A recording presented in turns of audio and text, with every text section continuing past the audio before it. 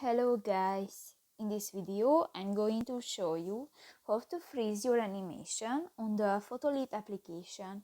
But first of all, I just want to mention, please don't forget to subscribe to our channel, because at 100,000 subscribers we are going to show you our YouTube revenue statistics and growth strategy, how to make money online.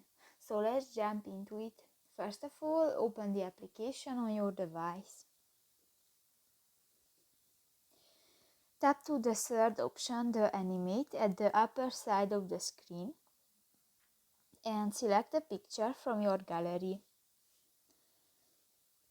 New, go to the Animate button at the lower left corner of the screen and go to the Freeze button next to the Speed option.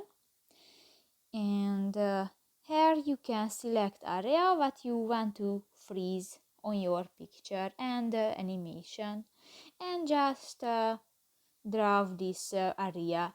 So that's pretty much it for this video, guys. See you in the next one. Bye bye.